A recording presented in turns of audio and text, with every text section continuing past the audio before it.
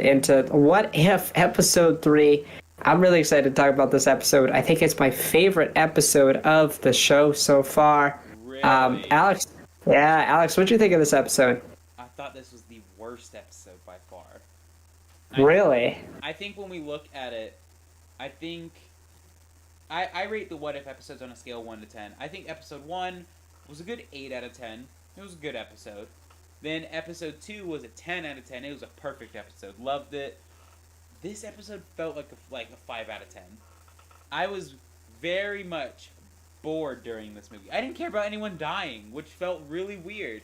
Because if you know my reactions, like if you saw my facial expressions when Iron Man died, Black Widow died, all these people died when I first watched them in like, things like Endgame and whatnot, I was like heartbroken.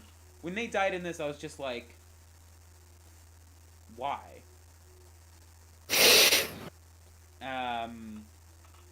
Yeah, the end was cool. Like Nick Fury and Loki working together was great, but everything else, like the Avengers dying, I was just like, I didn't care.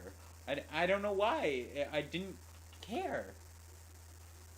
So I think, I totally disagree. I think them dying was really interesting and neat, especially since we know what, uh, like the journeys that these characters go through, and like in this universe, we don't get to see that. Obviously, we as the audience saw it already, but like when Tony died at the beginning of the episode, it was like, oh my god, what just happened? I'm like, did Natasha do it? Natasha do it? And then like, oh, Natasha didn't do it. I was so kept up with who was doing this. Who is doing this? Why are they doing this? Then we see, who is the second one to die? Thor die with Hawkeye's arrow. And I'm like, what's happening? Then Hawkeye's dead. I'm like, yo, what is going on? Then Loki came. Loki, of course, voiced by the great Tom Hiddleston. Very excited to see that. Uh, and this episode did also focus a lot on Nick Fury. This was mostly a Nick Fury episode and Phil Coulson. Uh, which, by the way, this Phil Coulson is gay. Like, come on now, he's gay. Steve, Like Steve, Steve. Steve. I heard Steve. Yes, Steve. I heard Steve. Like, oh my goodness, love him in the He's movie. the best. Yeah. Phil Coulson's the best. But yeah, I thought that it was all intriguing. Like, and then Hulk, like the way Hulk died was so like I was like, oh, oh, That man blew up from the inside. oh. I was like, what's just happened? And then Natasha, I'm like, okay, so it's Hank Pym. Of course, it was Hank Pym, right?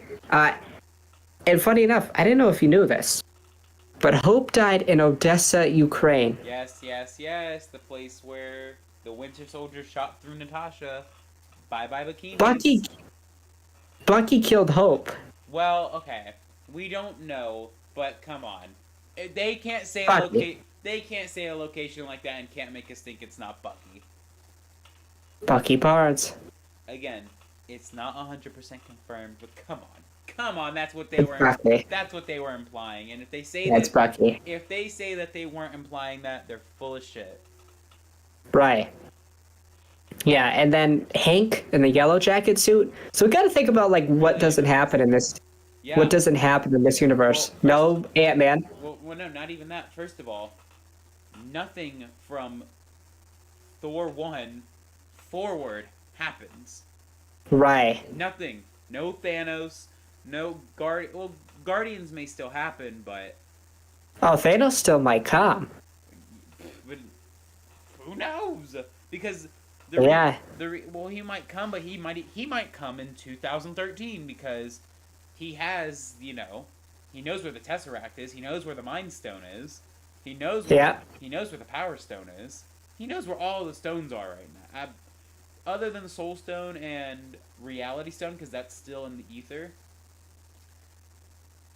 Everything yeah, he's it's as his easiest point right now to go and get it now. Yeah, it's crazy. Basically, phases 1 through 4 or 2 through 4 never happen.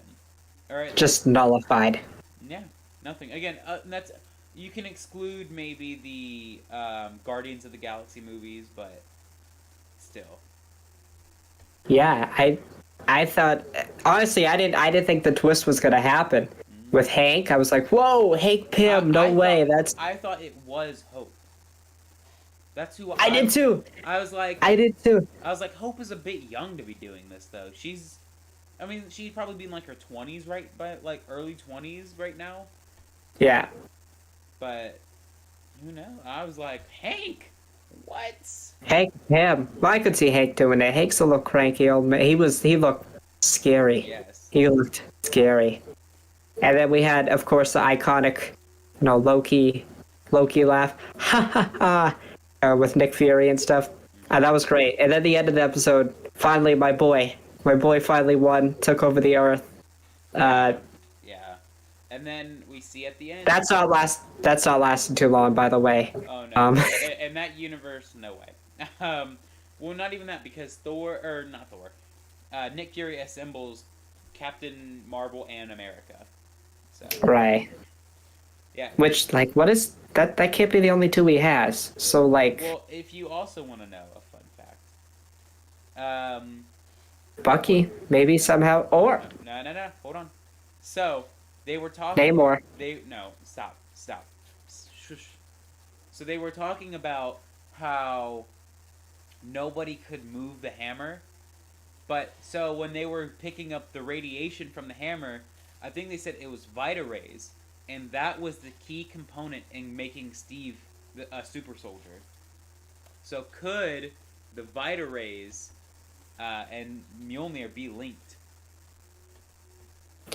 Maybe, but my question then, why couldn't he lift it in Age of Ultron? He could. There you go. He could. Are you brand new? He didn't lift it. It's because he said that he thought it was Thor's thing, so he didn't want to stomp on Thor's ego. But he'll stomp on Tony's though. That's a stupid reason for a guy not to lift a hammer. I'm sorry. That's stupid. Oh no. I agree with you. I think of all the amount of times that Steve could have used Mjolnir to his advantage to win. Nah, Thor would get mad at that. No, Thor wouldn't. Josh Whedon, you wouldn't have shot it at Steve trying to pull his hardest with, like, his facial expressions, the way he was pulling the hammer, and then come out and say, he wasn't trying, he just didn't want to show Thor up. Like, that's... Well, guess what? You go tell the Age of Ultron writers and the Russos that they're stupid. Yeah, I will. Because they made that decision. I will. Hey, Joe and Anthony Russo, if you're watching, you're wrong. There you go. You're wrong. You're wrong. Yeah. Just say he couldn't lift it because of the Tony secret. He knew that Bucky killed his parents. Just say that. I don't know. That's a lot better explanation. That's stupid. By the way, what Avenger death were you you're most surprised with in this episode? Hawkeye's. He just died. Oh yeah. He legit. Yeah, he just died. I thought, he was being unresponsive, and then he was like, he's being unresponsive because he's dead. Plus, we also see the conversation Natasha and Nick have before they go and see Tony and Iron Man 2 at the donut shop. Yeah. Where Nick Fury practices his there was an idea. It's my favorite TikTok audio, by the way. The Infinity War trailer when they have Tony, Thor, Vision, and Natasha reading it or saying it. Favorite audio. Love it. Yeah, I thought Loki was good. I thought he's always good in everything he's in. I love how he helped Nick, and then it's just yeah, I'm just taking over this planet. I'm like, Loki's gonna be good in this universe. He's like, nope. Yeah, nope. Ruler of Earth. Ruler of Earth. Which is probably not gonna last long, but. No, Captain Marvel is that's way stronger than Loki. And then you got Captain America. It's a crazy team. Cap and then Captain Marvel. Mm-hmm. Yeah, I mean, I gave it an 8.5 or a 9 out of 10. I think it's my favorite episode. I love the mystery aspect of it. Just going through, Fury's Big Week, which we finally, I think there was a prelude comic that showed the days, but I never knew the days it happened on. So now, we know that's a crazy week. Yeah, well, it's called Fury's Big Week for a reason. Yeah. So, Yeah, just imagine watching the TV when all this stuff is happening. Three superheroes 1 week. I know. That is how I think someone should be shown these movies. Is those three movies all in one day? That. Yeah, Because then you could. Well, I don't think one day. Maybe like show them like on the days of like Monday, Tuesday, and all that. So. yeah. So Iron Man 2 is Monday. Thor is Tuesday. What was Wednesday? Hulk. Yeah, And then. and then the Hope thing. I think they see Hank on Thursday. Yeah, something like that. But it was also nice to see like the Incredible Hulk. We haven't seen that like. Yeah, I wish. I wish he would have been voiced by Ed Norton instead it was. Mark Yeah. Ruffalo. Yeah, I was like, they went for more of the Ruffalo look. I think with it. Yeah. Yeah, which I'm like, ooh. Before he came out, I'm like, what are they gonna do here? You know, because we think of that movie, you think of Edward Norton, obviously. And they didn't do that, obviously, so because it's not playing that role anymore. But yeah, I thought it was really good. Probably my favorite episode. Next week is Supreme, Doctor Strange, which is gonna be crazy. Cannot wait. But I don't know how this episode of What If plays into the larger, like, what seems to be a telling of stories of these individual heroes that are going to culminate into like the last episode. I think, but I don't think all of the episodes are showing us that one hero. I think that some of these are just one-offs, like Marvel Zombies. I think that's just going to be a one-off type of deal. Like, we already know there's a Tony and Killmonger. Obviously, they got to set up Killmonger as, like, Tony, let's just say hypothetically, which would be cool.